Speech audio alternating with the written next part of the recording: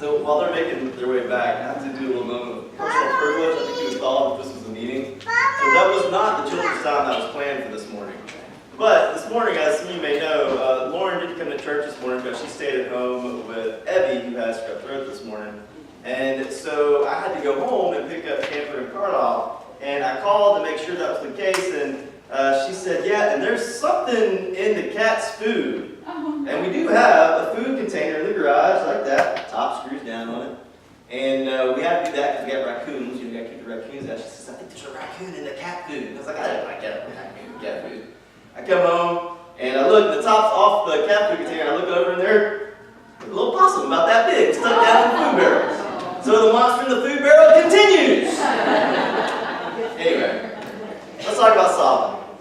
We get kind of a mixed bag with Solomon.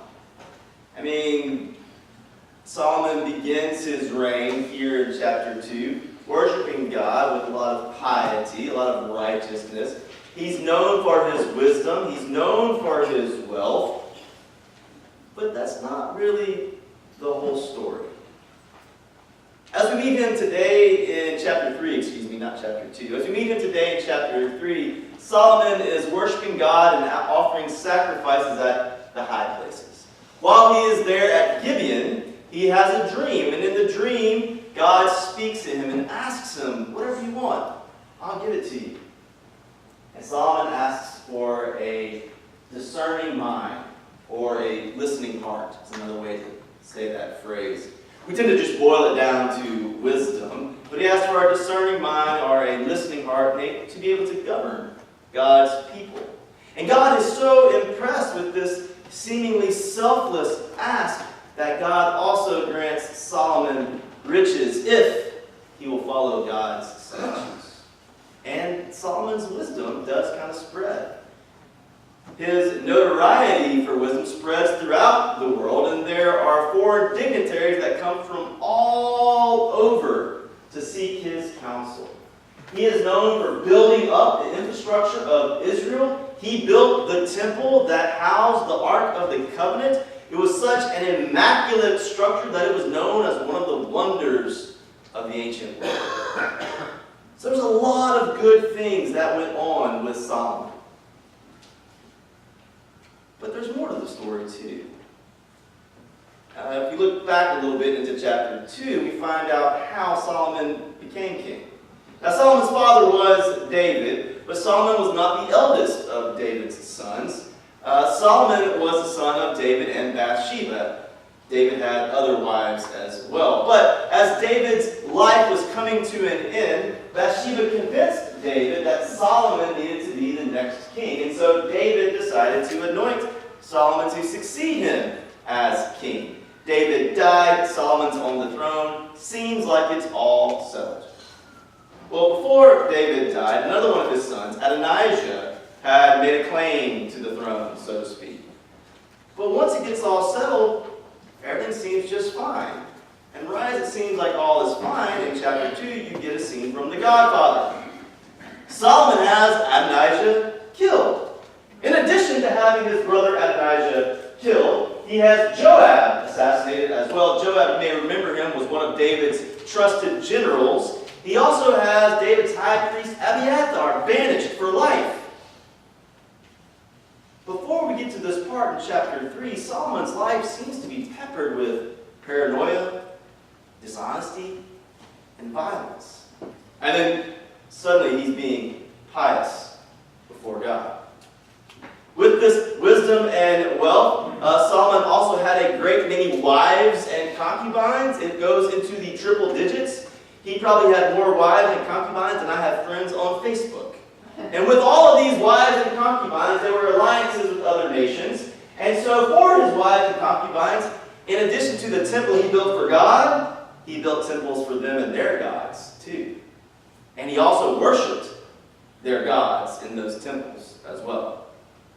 He was, like I said, known for building up the infrastructure of Israel, but these great buildings that he commissioned came at a great cost. And that cost was slavery of the people of God.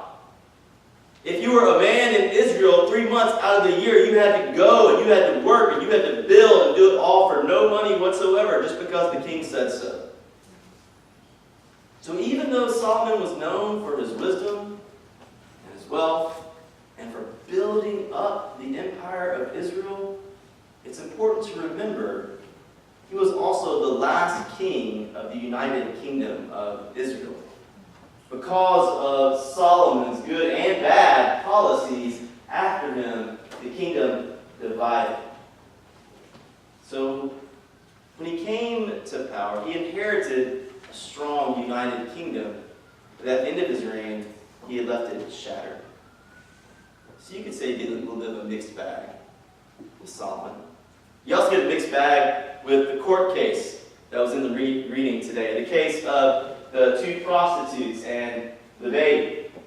Now, most commentators will tell you that this is here in Scripture as an opportunity to lift up Solomon's divine wisdom. And maybe. But maybe there's more to it as well. Some of you maybe have known this already. I didn't know this until recently. But this court case of the king and the 2 prostitutes and the baby and whose baby it is actually used as a case study in many law school first-year classes when they're learning about evidence. There's law review articles written about this bit of Scripture. And it's because, as a case study for evidence, there's kind of some big gaping holes there. You know? We have 2 women who come before the king. They are both prostitutes. They live in the same house. They both give birth about 3 days apart. And one woman comes to the king and claims, she says to the king that as we both had children, in the night this other woman smothered her child. Her child died. And so she took her dead child and replaced it with my living child, all while I was sleeping. And when I awoke and my child was dead, I realized what had happened. Think about that for a minute. She was sleeping so soundly that a woman was able to take her baby and replace it with another baby, and yet somehow she knew what happened to the other woman while she was sleeping during the night. Doesn't make a lot of sense, does it? And of course, the other woman says, no, that's not what happened. The live baby is my baby. And they go back and forth and they argue in front of the king. Until finally the king says, one says this, the other says that. Bring me a sword. What? That's pretty quick, right? I mean, doesn't call any witnesses. Doesn't ask for any sort of proof. Doesn't compare what the baby looks like. Doesn't look at the women. Doesn't ask any more delving questions. It's just, you said this, you said that, let's get a sword. How crazy is that? Of course, maybe this was all a big ploy to be able to get the woman who was the real mother of the child to fess up. And so, as the sword is coming out, one of the women fesses up and says, stop, wait, just give her the baby. Don't kill the child. And Solomon says, because of your compassion for the child, you must be the mother. Give to her the living child. We're not really sure which her he's talking about, but more about that in a minute. Solomon's response to not being able to discern the truth of the matter was simply to get a sword and cut the baby in half. Now granted, it was the tradition at that time of when there was a property dispute in Israel, if you couldn't decide who owned what, you simply divided the property in half. Maybe that's what Solomon was doing. Maybe this is an example of his wisdom.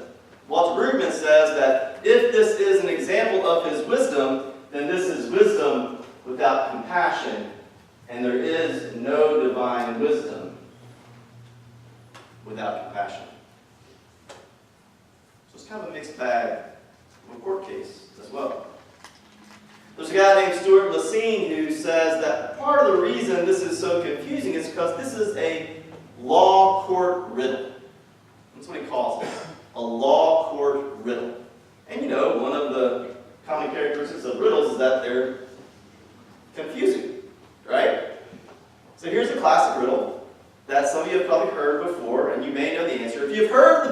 before and you know the answer, don't shout it out.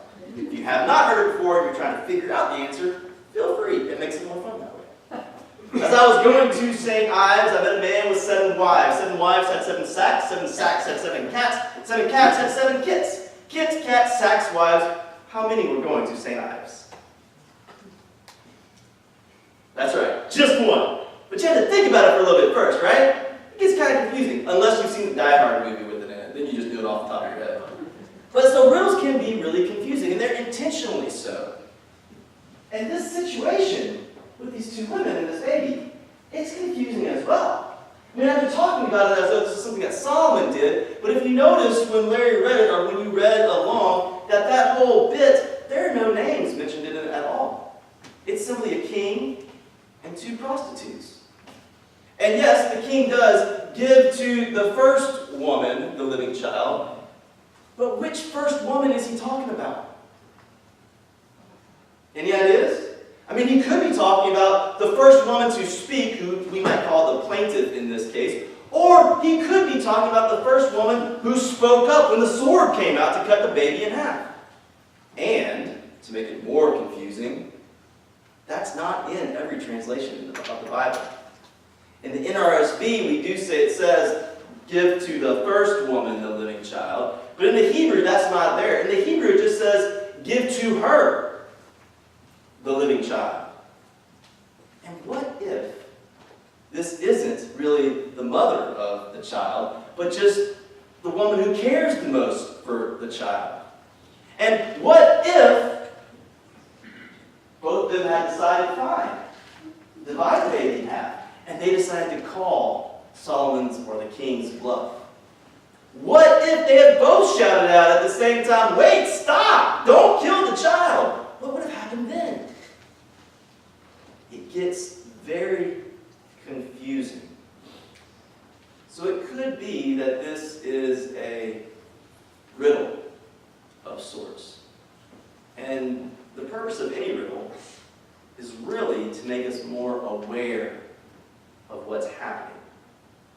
So if this is a riddle, it makes you wonder what is really happening here. Now again, like I said earlier, most commentators agree that this is a story to lift up the divine wisdom of Solomon. Sure. But maybe there's something more. I just can't get away from that line from Walter Brueggemann that there is no wisdom without compassion. In Solomon's infinite wisdom, he is ready to turn 1 dead child into 2 dead children. Remember, when this case comes to him, there's already 1 dead child, and in an attempt to figure out what the truth is, he is willing to commit infanticide to figure out who the mother is. Where is the compassion in that wisdom? It is not there.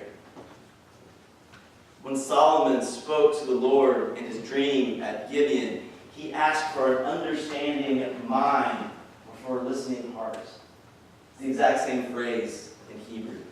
Understanding mind, listening heart. You know, in our culture, we think of mind and we think of logic. We think of heart, we think of emotions and feeling. But in the Hebrew culture, those were one and the same. Logic and reasoning and emotions and feeling were all caught up together. And so wisdom was supposed to have compassion. But the only compassion in this story is from the woman. If the woman had had no compassion, this would not have been a story of Solomon's wisdom. If the woman had had no compassion for the child, this would have gone from being a story about divine wisdom to being a story about a powerful man's idiocy. It is the compassion of the woman that makes Solomon's actions wise. There is no wisdom without compassion. And if there is more to this story than just a reminder about how wise King Solomon was, perhaps it is a reminder for us in our daily actions, and what we say and what we do, that there is no wisdom without compassion. And it's a good reminder for us and for leaders and rulers no wisdom.